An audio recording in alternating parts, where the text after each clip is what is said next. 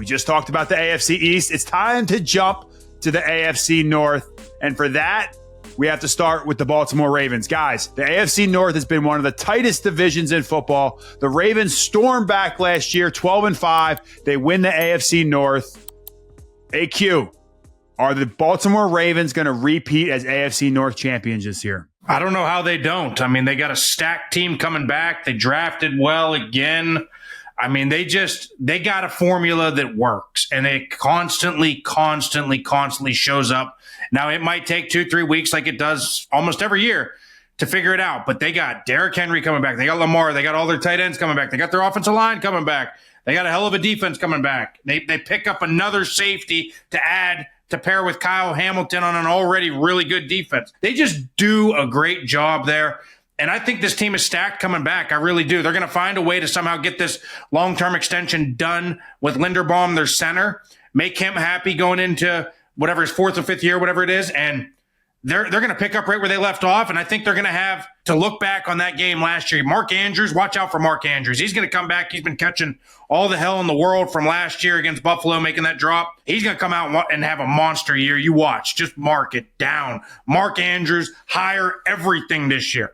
Okay, we're going higher on Mark Andrews. Colt, the Ravens fell a little short last season. Obviously, it's just through the fingertips of Mark Andrews up there in Buffalo. Did they do enough this year to get over the hump through free agency and through the draft? Yeah, I mean, listen, they should have won that game, right? And Lamar Jackson versus Josh Allen is always going to be a great game. Those are the two best ultimate playmakers. I know Patrick Mahomes is there. I know Joe Burrow is there. I'm talking about the AFC. But don't bet against Lamar Jackson. I think Zay Flowers is just going to keep getting better and better. And I think Derrick Henry is going to have another year. That's how they're built. You know this football team. Lamar Jackson can run at any point. Derrick Henry is going to get the tough yards. They've got good change-up backs behind him. They can catch the football out of the backfield.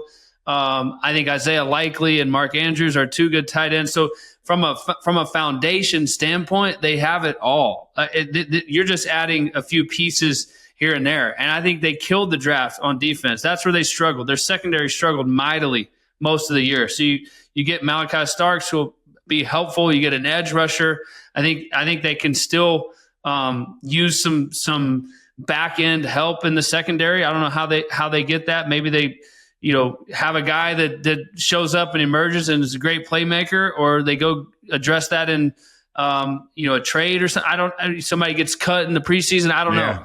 But I think at the end of the day, the Ravens and the Bills and the Chiefs are still going to be the ones going at it at the end of the year. Lamar Jackson was right there in the MVP discussions. He's a baller. We know that. And I talk about the evolution of Josh Allen early in his career from like a touchdowns to turnovers. You see that getting farther and farther apart. He's getting more mature. He understands what they're doing. Think about Lamar Jackson. I mean, look at his numbers from last year. Only threw like 4 picks most of the entire year. I think his ability to utilize his tight ends, I think his ability to utilize his backs, I think the ability to lean on Derrick Henry has helped take a lot of that pressure off of him.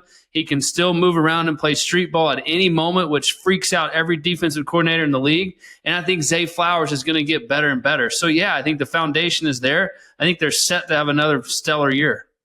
Well, Jay, Cole mentioned the draft and when they addressed some needs. There was a video recently that went viral about the general manager from the Baltimore Ravens talking about getting more draft picks. Trading up's not the best decision. You probably should trade back and get more draft picks. You said you had something to say about that. Do you want to take the floor? Well, it was just to your text. You're commenting on how great he was in the history of his drafts and all that. So he hasn't been perfect, Justin. Nobody's been perfect. All right. Just leave him alone. I mean, it was AQ that sent that, Jay. So don't be. Oh, I thought it was you. Did you listen to the video? He clearly didn't. I did listen to the video. 30 seconds into the video, he says, nobody's ever had a perfect draft. I'm pretty sure exact quote. If the video lasted more than 30 seconds, no, I did not watch the video. I did listen to the video. He didn't give you any on the text. You know me, I'm going to argue. I'm going to take the other side no matter what Pugh says. Yeah, this guy's they've done a great job over there. I agree. You're right. And I didn't even say it, too. He just, AQ said it. He just assumed it was me and just argued. Okay, all right, no more argument. That's on the side. We're going to put that in the past. Derrick Henry, he's getting a little bit older. He's over 30 now. We can still expect could we expect a 2,000-yard season this year from Derrick Henry, or is he going to have a little bit of drop-off, Jay? I don't think he's going to have a drop off. He's too big and powerful. He's been clean injury wise. This guy's a big, powerful back. He's just getting bigger and stronger. Now, the only thing I will say is with Keaton Mitchell healthy, right, and Justice Hill healthy, I think they will take some pressure off of him where he may not get as many touches. But the way they play, they are built to have the lead in the fourth quarter. And if they have the lead in the fourth quarter, it's Derrick Henry, closeout time, market. It's over. You know what I mean? The only way that Derrick Henry won't get close to 2,000 yards is if they have to come from behind a lot because he's out of the game. That's the only chance. And I don't see that happening with the Bills, with the Raven roster. These guys didn't lose a whole lot. They added DeAndre Hopkins, which that's an okay signing. They got Malachi Starts, like we mentioned, Mike Green, another pass rusher. But everybody else is pretty much status quo. You know, Calvin Oy's back. Obviously, the linebacking crew's the same. Kyle Hamilton's back. So, this team is going to be in the lead most of the time, and Derrick Henry's going to be the closer, and I expect them to be close to 2,000. All right, we know Lamar was right in the MVP front running last year. I thought he might have done enough to win the award. He had amazing stats last year. Let's talk about a Lamar Jackson, higher or lower for this season.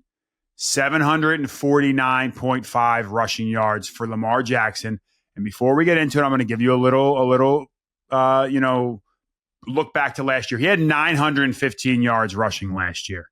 915 yards rushing last year on 139 carries. He's averaging 6.6 per carry. So 900, it's only 749.5. What does Underdog know? What does Vegas know? I think they know that that's 44 yards a game rushing. Wow. I was just doing the math on my piece of paper. How'd you get that? I got a calculator? Right here, baby. Baloney. What do you? Math wizard. No. Put your camera down. I want to see your calculator right there.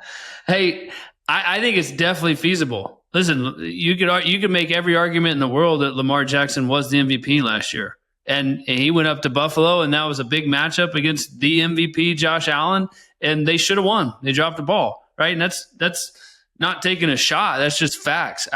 And so I think his ability, I think he can get 749 yards rushing on no quarterback design runs. That's his game. Right.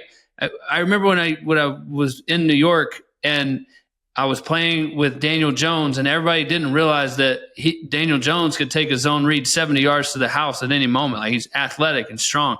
But when Daniel started playing, more and more, he started relying on his legs, and we had, our offensive line was shaky. Sometimes we weren't very good, so he was putting all that pressure on himself to try to make all these plays.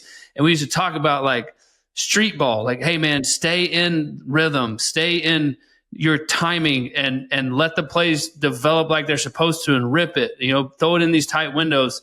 And if I was playing behind Lamar Jackson, I would probably say some of those same things, but at the same time, like, go into street ball, bro. Who knows what's going to happen? You got Zay Flowers shooting on one end. You got Hopkins running back shoulders on one side. You got Justice Hill and Derrick Henry and all these guys running around check downs. You got two great tight ends, or you can run, right? And I think he has that ability to just change the game right away on a missed tackle. Somebody runs the wrong route.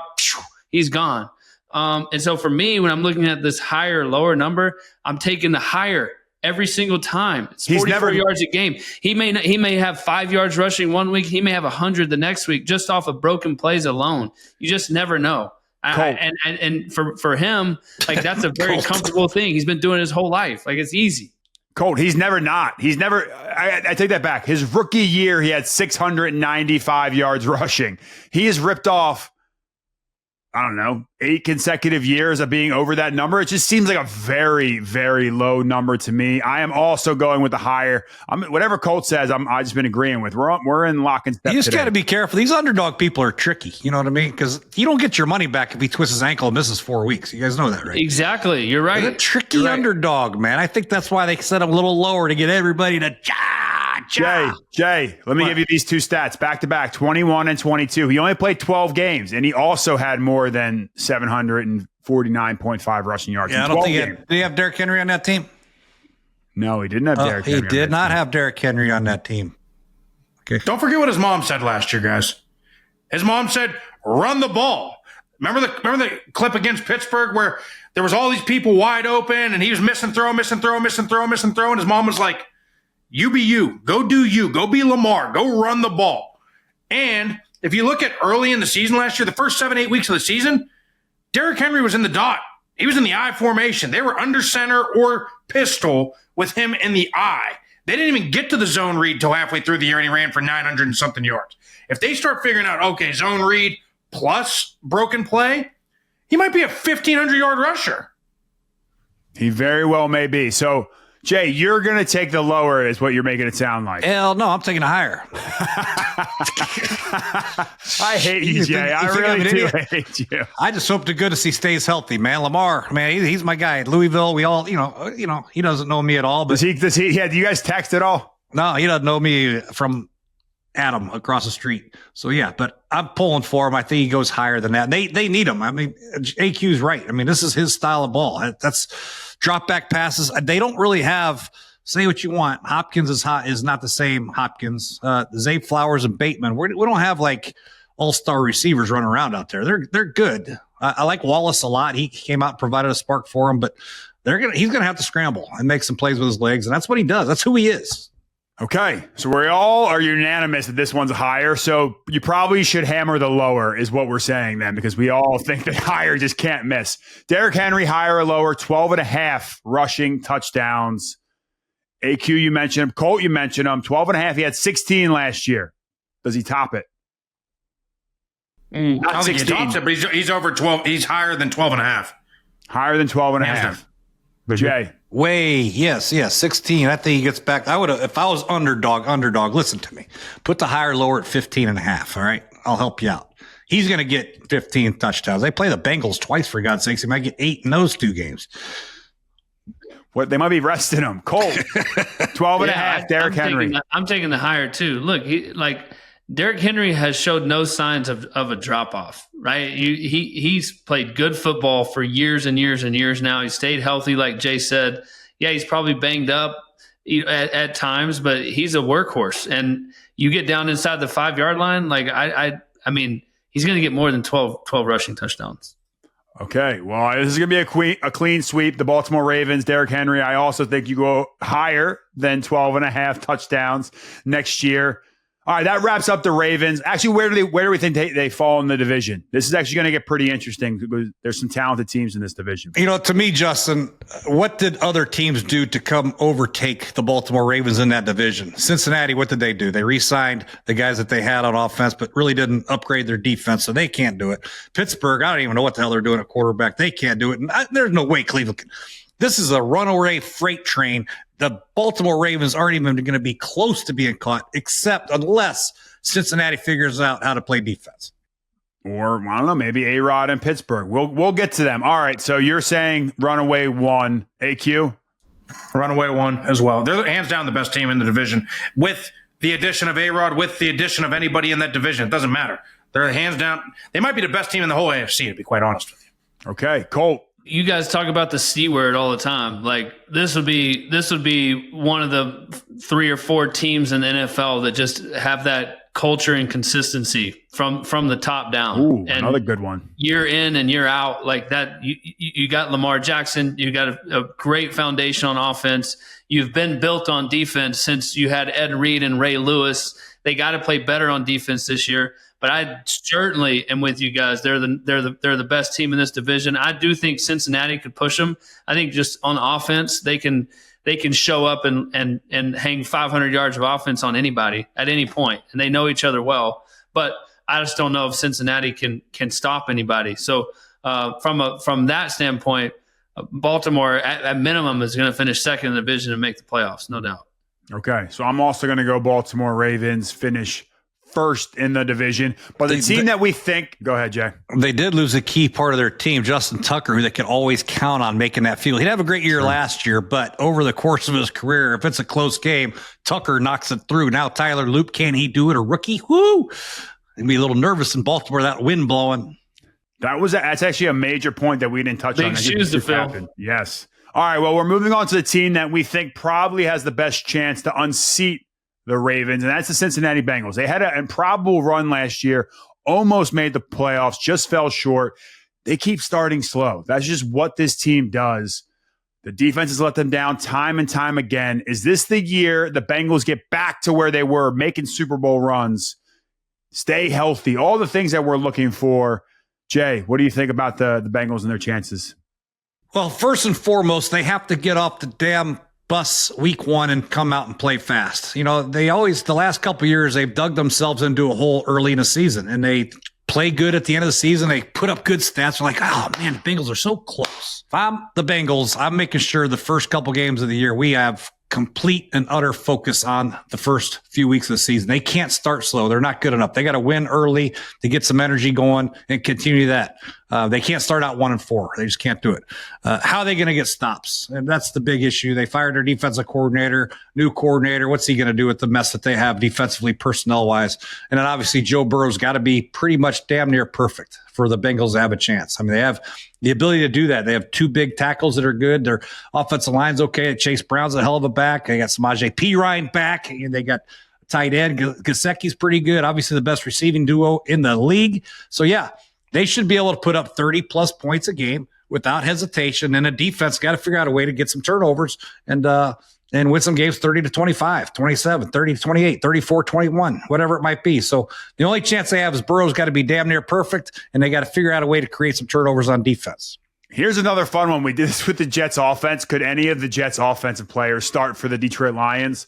Could any of the Cincinnati Bengals defenders start for the Baltimore Ravens, aside from Trey Hendrickson, who doesn't even want to be in Cincinnati at the moment? I think that's another fun one to play because I don't see Geno many Stone guys. did start there for a few years. That's the only guy that maybe has a chance, but they drafted Malachi Starks, right? So probably not. I don't know about that one. Trey Hendrickson, yeah, no, I don't know. That's a tough one. That's another tough one. So maybe you're at the Jets offense and the Bengals defense, and you're in Logan Wilson, Jermaine Pratt. I don't think so, man. You're in trouble there. All right, AQ. Three of the last 3 seasons, the Bengals have started out 0-2. How do they get off the snide and start off to a hot start? Everyone's we talk about it. We maybe switch up practice. What can the Bengals do to win a couple games early on in the season? They're going to hate hearing this because if I was a veteran player, I would hate hearing this too, but they're going to need to play in the preseason, period. That's one thing that you have not seen them do this entire time. They do not play Joe Burrow. They do not play the receivers. And Colt, you could speak on this much more than I can, but I do know that quarterbacks and receivers, a lot of it comes to timing, and what you do in practice is different than what you do in games. You can say whatever you want, and you can say you practice hard. At the end of the day, the timing is different between practice and in games. And so if you don't get those reps, whenever it's live reps against another team under the lights, when everything is different, the feels are different, even than the feels that you got in practice, I think they're going to need to somehow, some way, some shape, take a risk, even if it's a series in the first game and 2 series in the second. You got to get some reps playing in the preseason period. It's the only way that you can get some of the rust off the door, and instead of it being December or January from the previous year being the last time you touched the field with the crew, now it's only been a week or 2, and at least you got some feels with the guys. I think that's a great point. I really do. But you look at last year, I don't know this but I don't think Jamar Chase practiced at all till like the first game. That's your best player on offense. I know they played together in college and they've played together for years, but to come out and just think I'm just going to go play in a game and kind of pick up where I left off is hard. They can do it because they're the 2 of the most elite guys in the NFL. But you have to be preaching over and over, like start fast, start fast, start fast, and it's annoying. You don't want to hear that. But you also just at the end of the day got to play better, right? They didn't play good the first 3 or 4 weeks of the season. They were around like week 3, week 4 offensively. They started clicking, but they still couldn't stop anybody. So I just think everybody's got to be on board. And if that's playing a couple series in the preseason, great. If that's practicing against other teams full speed and, hey, our starters, we're gonna practice hard. That's important. I don't think there's going to be any holdouts other than maybe the Trey Hendrickson situation, but at least on offense. And ultimately, this comes down to 2 things. We've already talked about it, but starting faster, winning a couple games early, and stopping people on defense. Joe Burrow, Jamar Chase, T. Higgins, Gesicki, the run game, like their offensive line's pretty short up and decent. Like they're going to score points. You got to stop somebody in this division. And who are you playing? You're playing the Steelers. You're playing the Ravens. And what do these teams do? They eat up the clock because they know you can score points at all times, and they run the football. right? So you got it. This is a complementary game.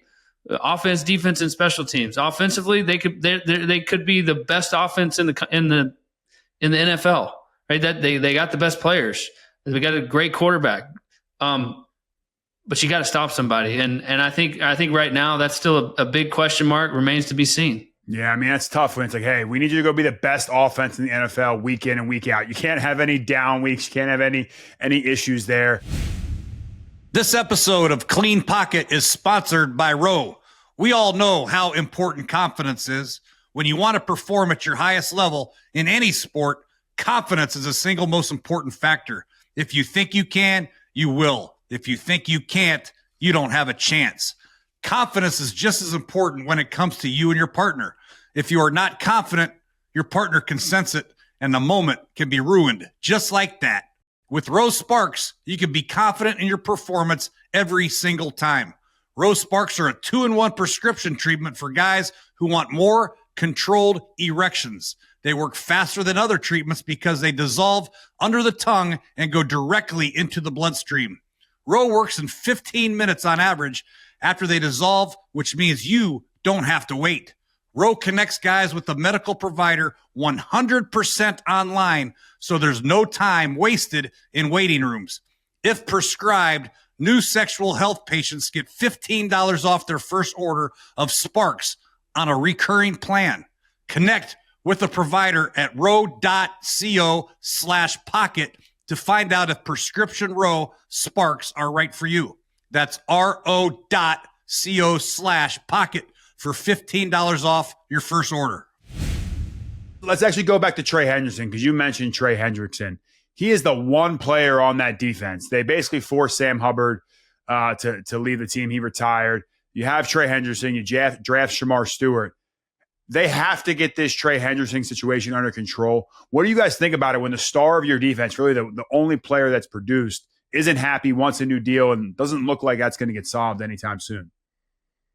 I think somehow if they can get Trey Hendrickson and Shamar Stewart on the field at the same time, that's a good start for the Cincinnati Bengals, right? They used up all their money in free agency on offense, but he's a piece that you want to have. He's sort of the makeup, the captain, the DNA of that defense. Like he's the one guy that just consistently plays at a high level, especially last year. And I understand his frustration. He's like, come on, man, what else do you want me to do here? He's doing it all for that team. AQ, you think we talked about their offensive line? I'm still looking at the interior of their offensive line, wondering if there isn't a few holes there as well.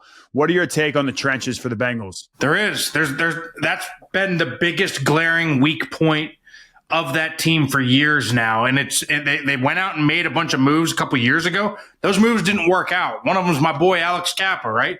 They thought that was going to be a big move. They signed him to a $10 million a year deal. They cut him this offseason. He ends up going to the Raiders. They bring in Ted Karras from the New England Patriots.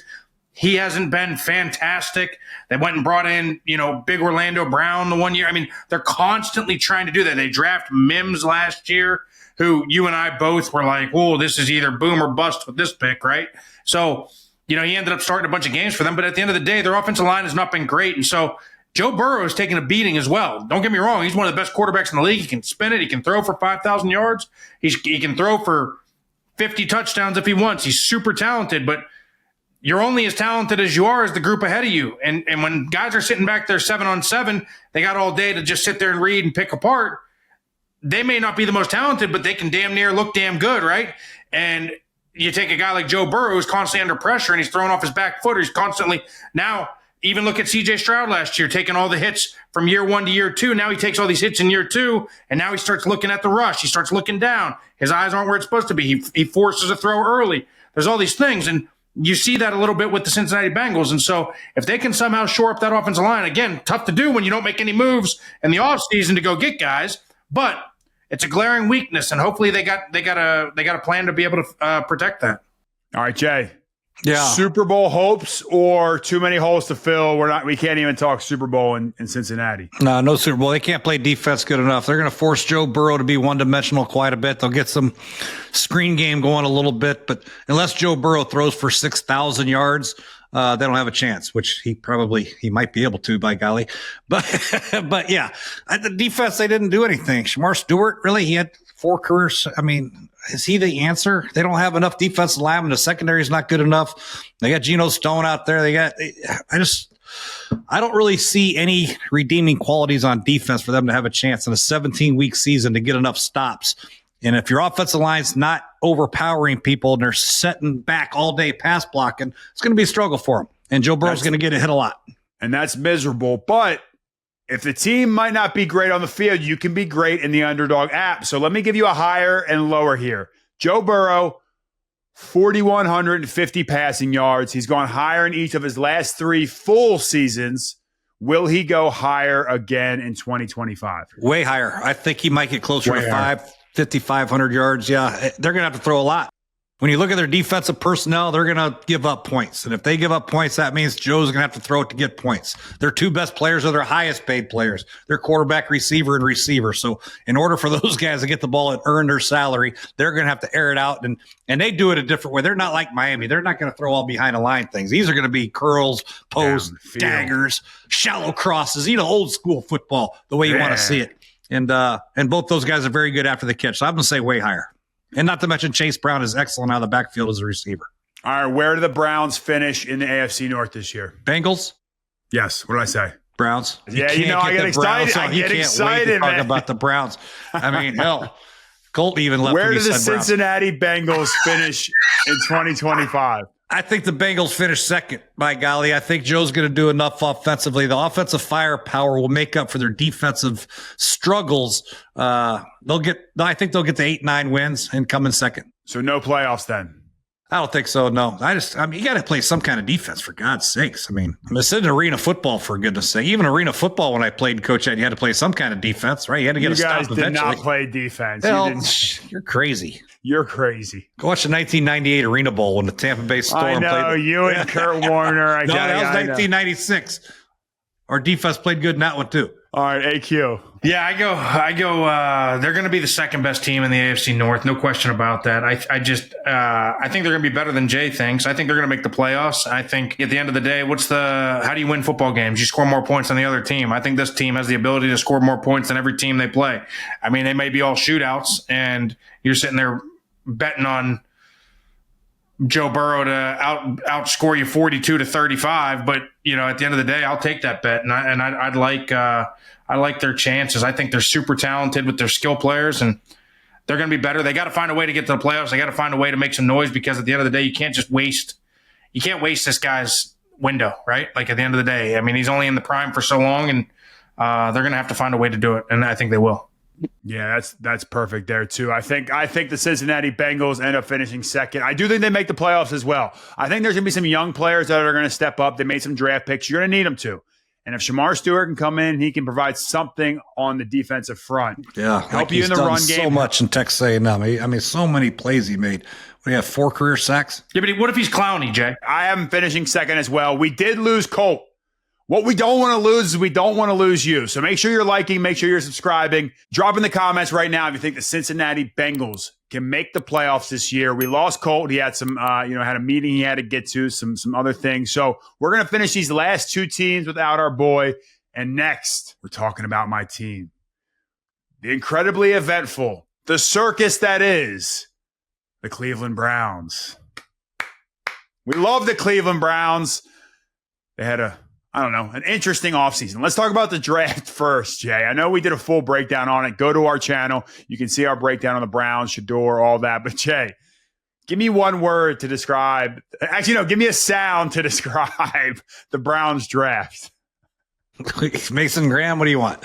What do you want? That's a great draft pick. Now they can stop the run, which you're going to have to do because, there'll be a lot of taking the knees against these guys late in games, quarterbacks kneeling down because they're up by 30 points against this team.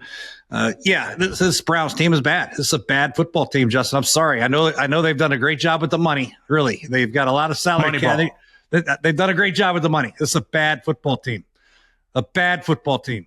And there's a lot of the good news is there's a lot of bad football teams out there, right? That's why. There you go. There are. This team is just not good. I mean, they're counting on Joe Flacco to take him to the promised land. He's age 40. Or Kenny Pickett. It stops right there, Justin. It stops right there. Nick Chubb is not coming back, boys. He's not coming back. So what's your plan if you walk into that quarterback room then? What's your plan if you walk into that quarterback room and Deshaun Watson's just sitting back there? He's in his Achilles boot. He might not even be at the facility. Then you got Joe Flacco. Then you got Kenny Pickett. And then Dylan Gabriel and Shedeur Sanders sitting back there. Give me the speech you're giving to those guys in the quarterback room, Jay. Hey, let's launch it to Jerry Jeudy and Cedric Tillman and Jamar Thrash. I mean, just 3 killer wide receivers. And then we'll get to David Njoku down a seam. You know what I mean? We're going to air it out this year, although, our pass blocking is going to be pretty much average. And our quarterback can't move very well because he's 40.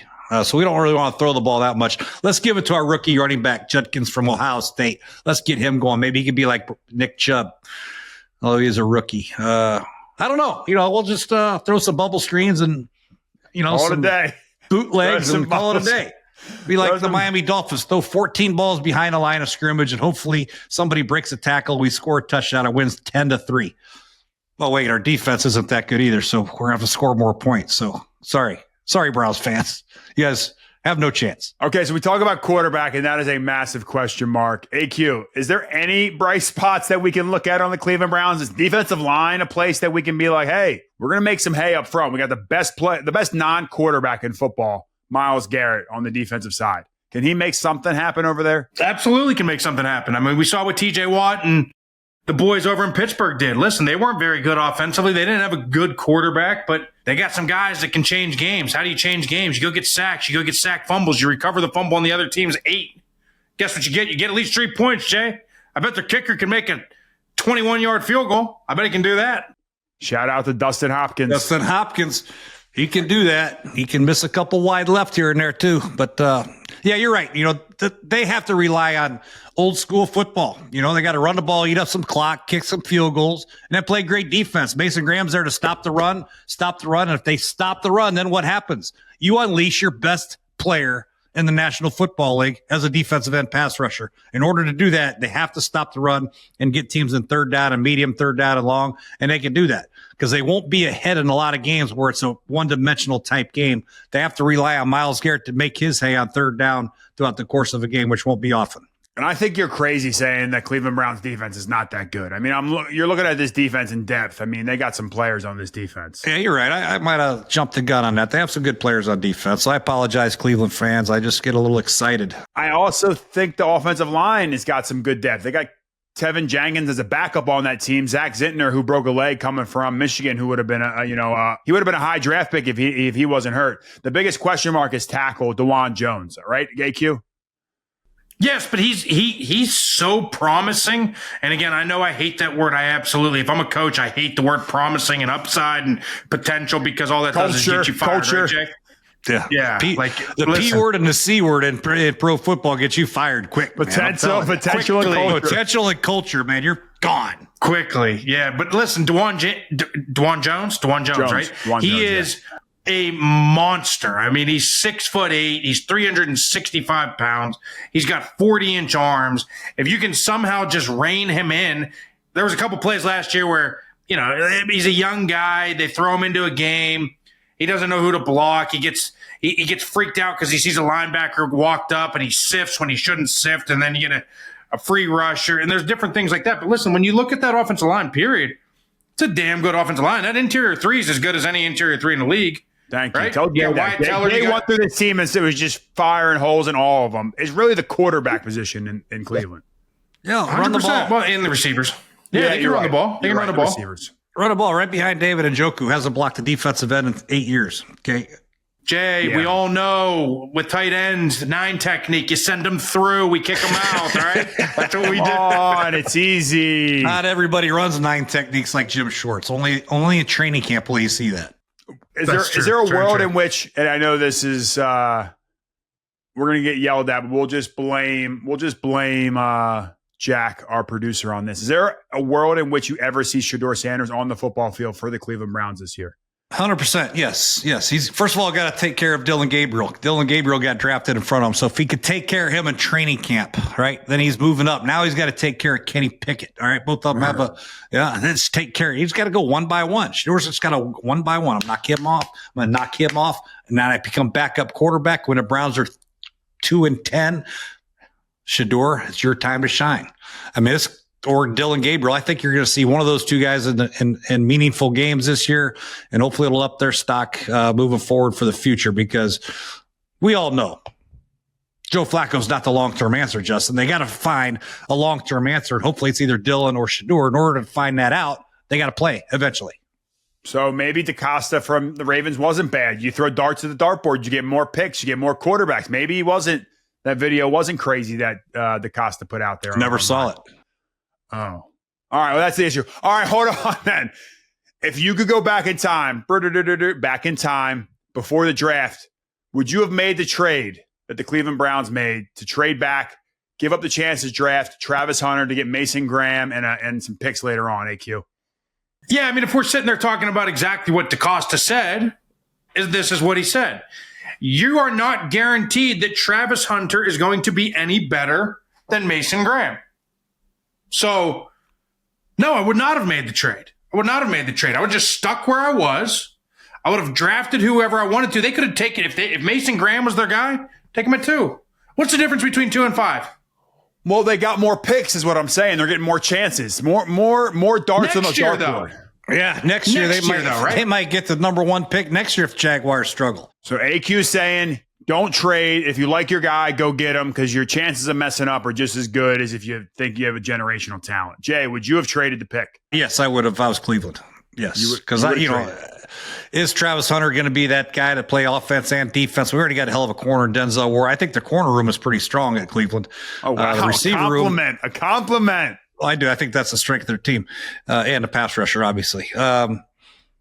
And as far as receivers concerned, we don't really have a quarterback now to get him the ball that often anyway. Joe Flacco, in order to get a possible top 5 pick next year with the Jaguars, if they struggle, I think you do it because, and it depends. Have they done the research for next year's draft? They're going to be better quarterbacks in next year's draft. I said this year's draft, the quarterbacks weren't as strong as far as possible starters and franchise changing type quarterbacks in this year's draft. Maybe next year there is. Maybe they did the research, and if there is, for sure, get to Jaguars pick. All right, 2-part question. Myles Garrett, higher or lower? 13.25 sacks, because obviously you can get a half sack in the NFL. And where do the Browns finish in the division? Give me both those, Jay. Yeah, they're last in the division. I'm going to go lower, 13.5 sacks, because they're not going to be playing ahead very often. That's a problem. He's going to have to get them all on third down in the first 3 quarters of the football game. The fourth quarter, the teams are going to be running the ball right down their throat. So I'm going to go lower. Although he'll still be in contention for probably Defensive Player of the Year, but he's just not going to. He's not going to have that many opportunities to put his hand in the ground and rush. You know what I'm saying? We'll see. We shall see. AQ. Yeah, they're in last, and Kevin Stefanski's reign of mediocrity is finally going to be over after this season. He will finally get fired after a bunch of mediocre seasons. And he's a Philly guy. Come on now. That's all right. And I'm going to say higher as well. I think Myles Garrett's a top 2 pass rusher in the NFL. He's going to get himself 15 sacks. 100% agree with that statement, but I'm just saying he's not going to get the opportunities to rush. I agree. You only got to get 1 a game. And the opportunities he does get to rush in known passing situations, any normal offensive coordinator with any kind of brain is going to put 4 hands on that son of a gun, so he can't rush. He's going to play Pittsburgh twice a year without a quarterback. He's going to get home. Yeah, so they're not going to be able to throw in those 2 games. No, they're going to throw it. They have to throw it. All right, I'm going higher as well, and I'm going to go the Browns finish. I don't see it. I want to see it. Don't you say first. Don't you say first. No. There's no way it's going to be first this year. I thought maybe Deshaun would be all right last year. So with the quarterback room in flux, it's going to be an ugly year in Cleveland. I'm sadly going to say 4th in the division as well. I want to change it. I want to be at least 3rd. Maybe I'll go 3rd. Yeah, I'm going to go 3rd. I'm going to go 3rd, Cleveland Browns. I can't go 4th. All right, now we got to move on to the Pittsburgh Steelers. They just have this massive question mark hanging over their head. Aaron Rodgers, are you coming? Are you not? Every quarterback has left. Russell Wilson's gone. Justin Fields is gone. We bring in DK Metcalf. We still got George Pickens. Is Aaron Rodgers coming to the Pittsburgh Steelers, and are they going to win some games? Or are we just destined for another 500 and out in the wild card game here, Jay? I don't think they make it to 500 this year. Although the two divisions we've been talking about, somebody's going to have to win a game eventually, right? The Browns play the Steelers twice. The Bengals will play the Steelers twice. The Ravens are looking at 6-0 in the division pretty much easily. Yeah, they're going to struggle, whether Aaron Rodgers comes or not. I know they got DK and they got George Pickens. Offensively, with Arthur Smith, hopefully they'll be a little bit better. Defensively, I don't know what to say about the Pittsburghs. If they don't have Aaron Rodgers, then how can we pick them? Mason Rudolph's a decent player. He played well at Pittsburgh, and then he left. Now he came back. No, I can't see it. I just can't see it. These guys can't make the playoffs this next year. All right, AQ. What's your take on the Pittsburgh Steelers this year? This has got to be the hardest one to pick because we don't know if Aaron's coming or not, right?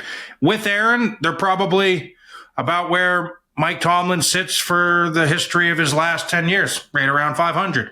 He's going to go 9-8. Everybody's going to say another non-losing season.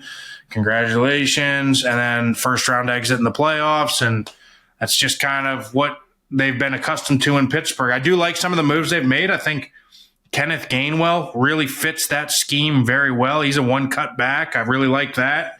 They get Caleb Johnson, Jay's favorite running back in the draft, I think he was, from Iowa. Said he's another one cut back. He's a 4.6 guy. They go get Harmon. They go get Jack Sawyer. They go get Yahya Black from Iowa. So they get 3 defensive linemen as they start to feel like their defensive line is starting to age. Cam Hayward's starting to get older. TJ Watt, obviously none of these guys are really edge guys except for Jack Sawyer, but he's starting to get older. You're going to start to see some drop-off in production between him and Highsmith at some point. And so you groom these guys for a couple of years. They learn from the vets. They learn from the older guys. And then you just plug and play them as they're ready to go moving forward. So that doesn't help them next year. And that's why I don't think they didn't do enough moves and they don't really have the team. But again, they're a 500 team at best, with or without Aaron Rodgers. Based on the strategy in the draft and not taking a quarterback, it has to all signs. Like we're all assuming Aaron Rodgers is the quarterback, correct? Why hasn't he signed yet? I don't understand. What's the holdup? I mean, aren't they in OTAs right now, learning offenses and defenses? And Arthur Smith has a totally different playbook that he's ever been accustomed to. He needs to learn it. He needs to be there. Learning offensive terminology and plays, and you're trying to get your offensive coordinator's head to figure out what he likes and what makes him tick. I mean, this is an important time of year. I don't give a damn how old you are, how many games you played. You're playing the new quarterback or a new play caller. You got to be there. So I don't know if he's going to play or not. All right. So maybe we don't have Aaron Rodgers. And if he's not there, it could be another one of those years, 8-9, somewhere around 500, 9-8, 10-7, somewhere in there. Well, it's typical Steeler football. They're going to have to win on defense, right? And I had a question. Football. I had a question there, Jay. I was going to ask you a question. Sorry. Go ahead. Sorry, I didn't mean to interrupt you, Justin. Don't shoot me. I won't. But okay, so if they end up doing the same thing that they've done for the last 5 years, at what point is Mike Tomlin on the hot seat? Probably now. I would think this year it's a little warm for him. I think there's a lot of these coaches. Most coaches start with a warm hot seat and see how you do. If Aaron Rodgers doesn't come and Mason Rudolph's not the answer, you've lost Russell Wilson and Justin Fields. If Justin Fields performs well at New York Jets somehow, there's got to be some questions to your decision-making at the quarterback spot. They haven't got it right yet. They really have no future that I can see. Maybe it's Will Howard. Will Howard is an interesting pick. Maybe he's a tough Pittsburgh type of player, physical. He weighs as much as Josh Allen. He's got that ability to run between the tackles. Maybe they turn to him. And then if they show promise late in the year with him as their future quarterback, then Tomlin will be all right. But if they have no chance of any resurrection for this offense, then I think they need to do something because offensively they have not got it right in many, many years. All right, except when Big Ben was there and Antonio Brown and the rest of those guys. Yeah, they miss him there. They miss him. That's when back when AQ was waving the terrible towel, and then he got drafted to the team. AQ, this makes this next question very intriguing. DK Metcalf, the prized trade signing that they made this offseason, right now on Underdog, 7.5 receiving touchdowns. Higher or lower on DK Metcalf next year? I'm going to say lower. And the reason why I say lower is because they had George Pickens, who's the same type of receiver, and he was the only receiver that Pittsburgh had over the last couple of years. and they couldn't find a way to get him 8 touchdowns. They couldn't find a way. They couldn't draw a play up in the dirt to get him 8 touchdowns. I don't know if he had more than 4 touchdowns in a season the last couple of years. I might be making that up, but he had 3 last year. There you go. So you're right on, yeah. Whenever I sit there and say that, I don't think there's any way that Mason Rudolph, Will Howard, or who's the other quarterback there? Skylar Thompson. There it is. There it is. They're certainly not getting him 8 touchdown catches. I promise you that. Okay, so it right now as is, no. If tomorrow morning Aaron Rodgers signs, do me a favor and look up how many touchdowns Garrett Wilson had last year. Because there's your answer. Because I don't think he had 8 and he had Aaron Rodgers. Garrett Wilson's better than DK Metcalf. Ooh, there's a starter that we got on there. He had 7 last year. You are correct. All right, so right now you're running to Underdog to put that lower in on DK Metcalf, correct? Okay. That's what I'm doing. I don't think I'm going to run to do that, but I would walk over calmly, poise with a lot of poise, and then type it in. Lower DK Metcalf, 7.5 touchdowns. All right, so I think I'm also on the lower on that one. All right, so the Steelers finish blank in the AFC North. I still think defensively they're pretty damn good. If they get Caleb Johnson going, have good quarterback play, I think they'll compete with Cincinnati for the 2nd, 3rd place. Okay. 2nd, 3rd place. AQ? I have Cleveland 4th, Pittsburgh 3rd, Cincy 2nd, Baltimore 1st. Yeah, after seeing this, I got to agree with you, AQ. I got to move Pittsburgh back up into 3rd. They're going to get Aaron Rodgers. They're going to finish 3rd. Or maybe if Cincinnati has major issues, you could see this team even propel up into 2nd place with the good defense that they typically always play and how Mike Tomlin gets them going.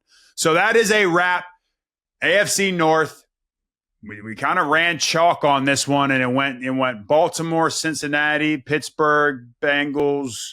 Well, let me ask you, Justin. Let me ask you something, Justin. Would you rather have an elite defense like maybe Cleveland will have or Pittsburgh will have, and a below-average offense, or an elite offense like Cincinnati has, and a horrific defense like Cincinnati has? How would you, if you were the GM and you had to put a team out there, you want Pittsburgh's defense and Pittsburgh's offense, or you want Cincinnati's offense and Cincinnati's defense? I think if you're telling me if I could have the best defense in the NFL or the best offense, yeah, that's a good one. It's a different game. It's a different game today than it was 20 years ago. Yeah, I'm with you. I'm with you. You got to score points. But to have the best defense and a closer like Myles Garrett or a closer like a TJ Watt, man, that's a tough question. I guess I'm going to go, I'm biased. I'm an offensive player. If you put points on the board, it actually helps you on defense. If Joe Burrow is going to go out and score every single time, it's going to make your defense a little bit better. That's why I took the Bengals to come in 2nd, because it's still elite quarterback play, and they have an elite quarterback. I'll take that over a great defense. Yeah, I got there eventually. All right, stop what you're doing. Hit like, hit subscribe. We're going to be doing these for all the divisions in the NFL, and that is a wrap on the AFC North. We will see you guys next time on Clean Pocket.